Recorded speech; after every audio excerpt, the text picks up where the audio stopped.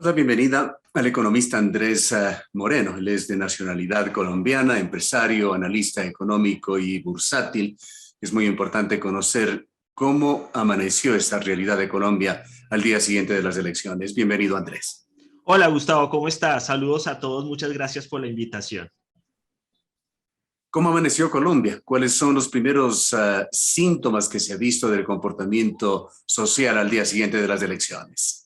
Bueno, fue unas elecciones muy parejas. Ganó Gustavo Petro con una diferencia de 700.000 votos sobre 12 millones, 11 millones de votos que tuvieron entre los dos. Está muy nivelado.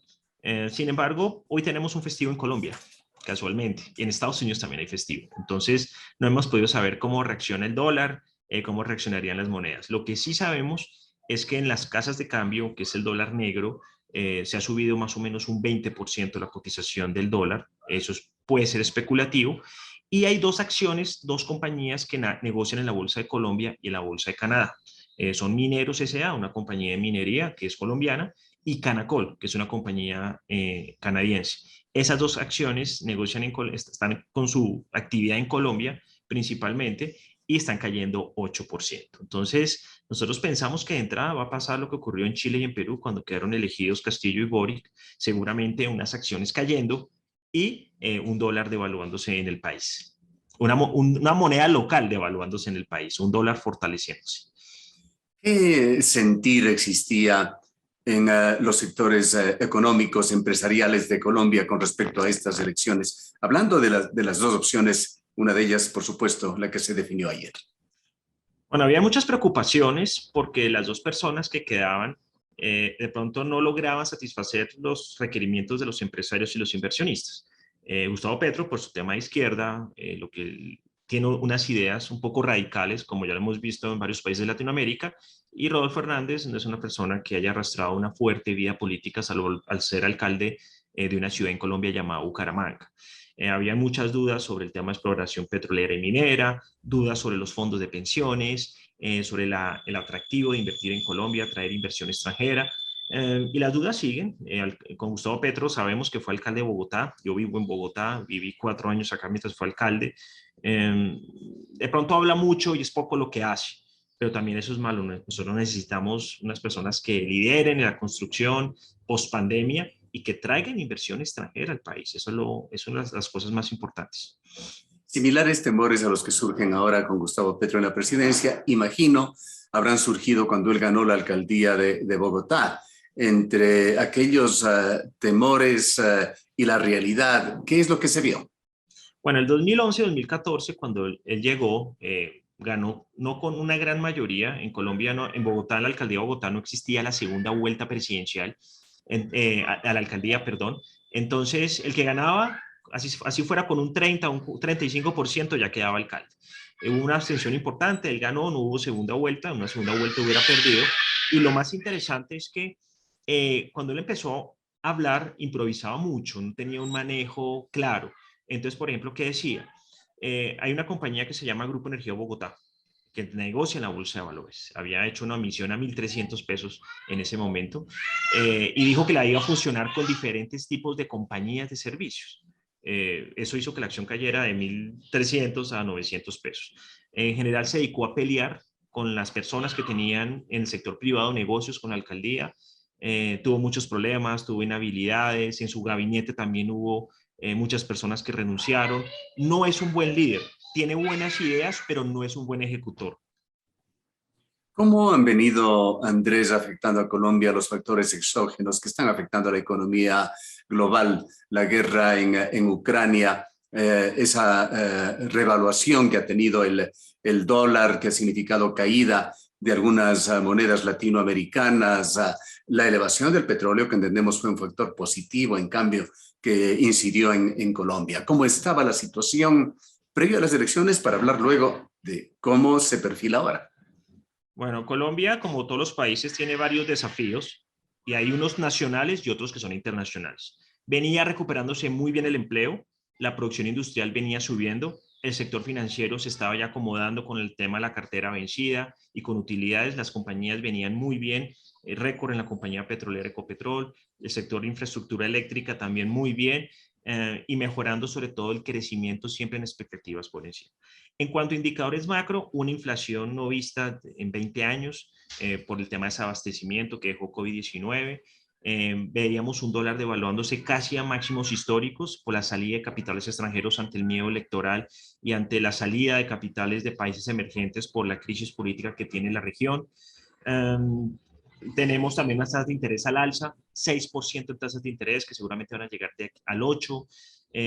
Inversión extranjera iba y venía, un mercado bursátil subiendo en promedio 10% en el año, porque hay unas compañías que están haciendo, digamos, sujetas a ofertas públicas de adquisición y le han dado gran liquidez al mercado. Y en general, digamos, a pesar de que el petróleo ha estado subiendo, el dólar no ha caído en Colombia.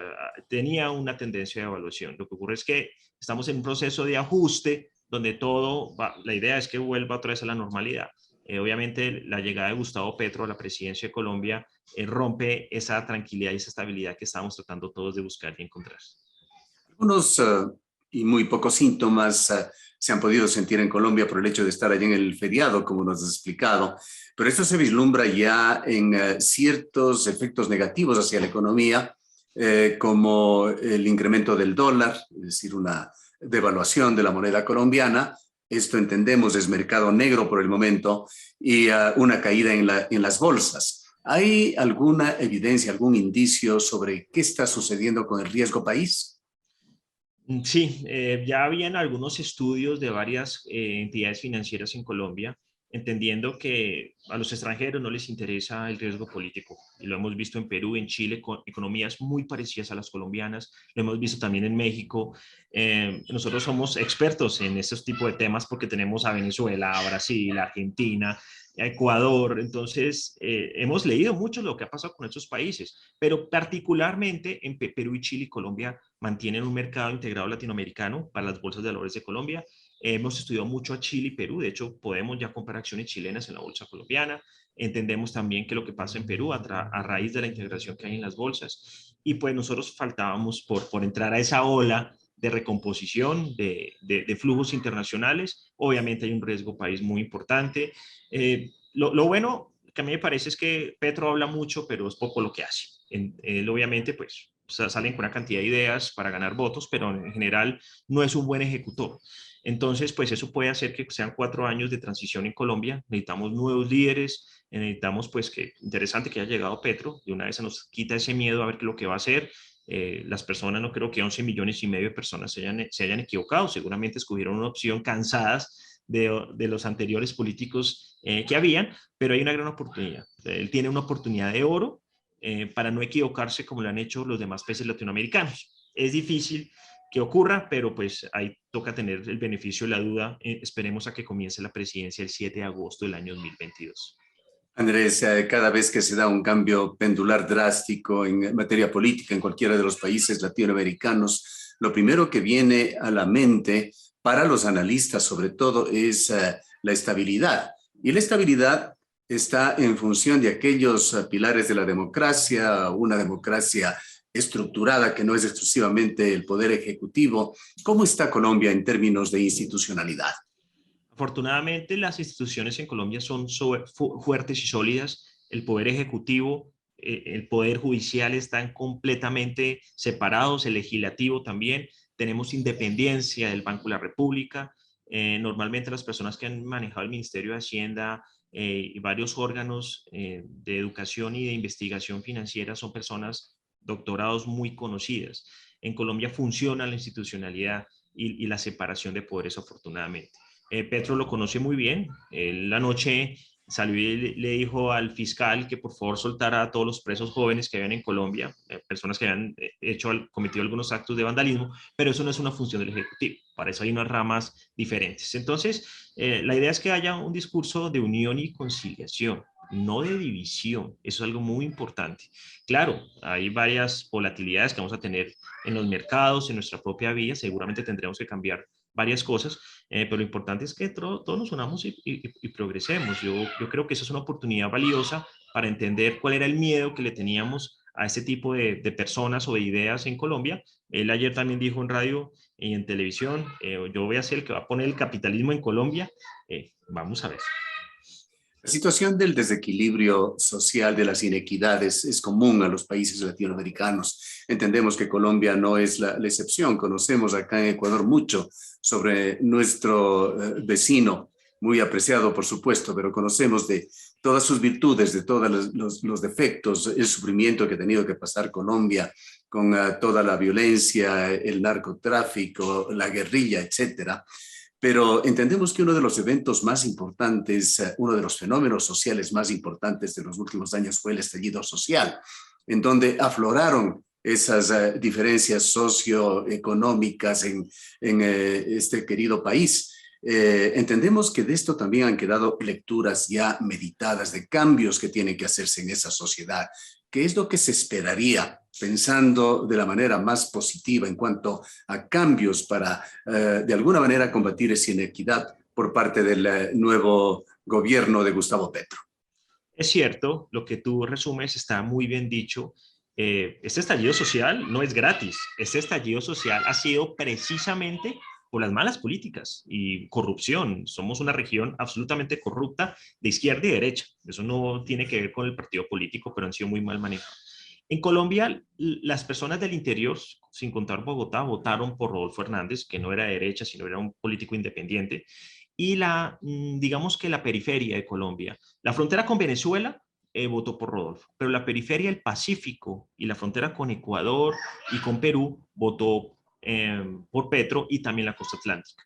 ¿Por qué esas regiones apartadas? Porque son regiones que han sido olvidadas por los gobiernos y que han tenido unos problemas impresionantes, y adicionalmente la pandemia sufrieron mucho.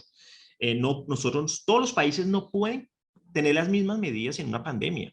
Decían, no, es que Alemania cerró, es que Suiza cerró, es que Noruega, pero es que en Colombia el 50% de las personas son independientes, o sea, son sus propios empleados. El informalismo es uno de los problemas que tiene Colombia. Entonces, encerrarnos cuando las personas tienen que salir a trabajar, a ganárselo el día a día, pues generó un estallido social impresionante, o sea, muy mal manejado por los políticos, aunque algunos lo hacían también para sacarle provecho. Entonces, claro, ese descontento tiene que mejorar. Nosotros tenemos que tener una mejor igualdad en los empleos, en la productividad, en entender qué es lo que necesitamos exportar y producir, en acabar con la desigualdad. La desigualdad en sí no es mala, pero sí con la pobreza extrema y una cantidad de indicadores de regiones que no han sido tenidos en cuenta por los anteriores gobiernos, en un mejor ambiente de paz, cosa que antes era imposible con los temas de guerrilla. Entonces, los desafíos son todos. Él tiene la oportunidad de hacerlo. Él siempre ha sido una persona muy opositora, lleva haciendo campaña política 20 años. Eh, eh, por fin se le dieron las cosas. Vamos a ver qué tan bueno es ejecutando. ¿Qué papel piensas tú, Andrés, va a cumplir en esto la vicepresidenta Francia Márquez? Francia le trajo votos, le trajo inclusión, da un gran mensaje, es una persona líder en Colombia en ciertas comunidades. Yo creería que puede ayudar a que todas las personas se sientan identificadas con su presidente, que sientan que hacen parte del país. Lo importante es que ella no polarice, porque también algunas personas que dicen yo he sido discriminada, es que hay racismo, es que hemos sido personas con menos oportunidades. Ese discurso es válido, pero ese discurso no puede ser un tema para dividirnos o para generar odios hacia otros. Es claro que si Colombia quiere salir adelante, necesita inversión extranjera, necesita empresas, necesita empleo, y eso no lo tiene que proveer solamente el Estado. El sector privado es clave para esto. Entonces, yo creo que eso es algo, un hito, lo que hizo una persona afrodescendiente, vicepresidente de Colombia. Eso nunca había pasado, y pues obviamente bienvenido. Es un país de todos, y pues ojalá, vuelvo y repito, esta oportunidad no se vaya a perder, porque tienen en sus manos la manera de que los miedos se acaben y hacer las cosas bien. Ya no van a criticar lo que hacían otros, lo que tienen que hacer es ellos hacer el país, ellos construir. Infortunadamente, los líderes que hemos tenido en algunas ciudades con el pensamiento de Francia Márquez y de Petro no se han dedicado a construir, se han dedicado a hacer política. Entonces, pues, yo quisiera un presidente y una vicepresidenta que ejecuten, no que se dediquen solamente a hablar y hablar sin hacer nada. Para finalizar, Andrés, y haciendo énfasis en que tú de hecho tienes una visión proempresarial, pues esa es tu especialidad como analista económico, analista bursátil. Quisiera contrastar, hablando de una situación, diríamos, que comparativa, tus sentimientos, los que tienes hoy, posiblemente tus esperanzas, también tus preocupaciones sobre el futuro de Colombia. ¿Cómo se contrastarían estos con los que hubieses tenido en caso de un triunfo de Rodolfo Hernández? Bueno, el caso de Rodolfo no era un candidato de derecha, ya que en Colombia ese tema que había de Uribe contra la izquierda se acabó después de 20 años. Llegamos por fin a unas elecciones presidenciales donde después de 20 años no había un candidato de derecha. El candidato de derecha fue derrotado en las consultas y tampoco en el pasado 29 de mayo había un candidato claro con esa función. Entonces, lo interesante es que algunos sectores políticos entienden la importancia de la división de los poderes del país, de la inversión extranjera y promover el ahorro. Otras personas dicen, no, eso concentra la riqueza en algunas personas, pero olvida a los demás.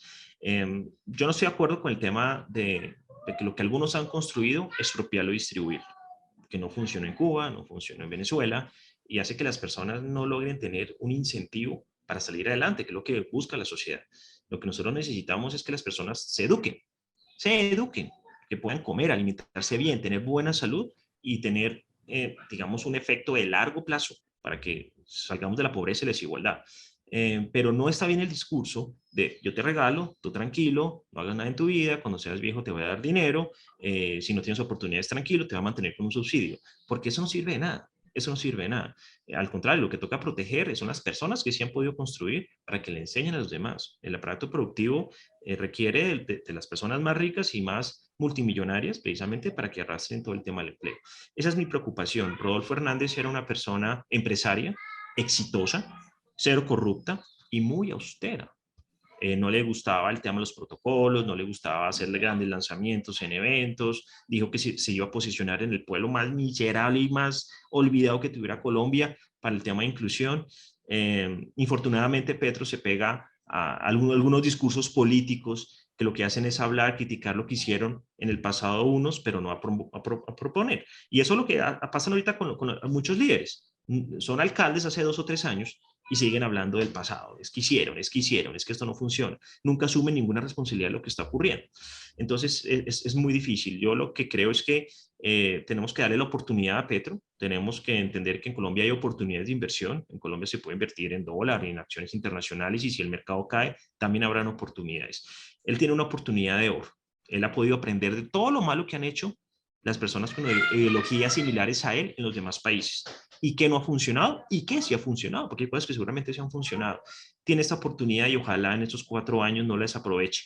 Mi mayor miedo es que en 4 años no hayan elecciones. Ese es mi mayor miedo. Gracias, Andrés. Muchas gracias por haber compartido tu visión y tu pensamiento. Bueno, muchas gracias, Gustavo, que estés muy bien, hasta luego. El economista Andrés Moreno es empresario, analista económico, bursátil, asesor financiero allá en Colombia.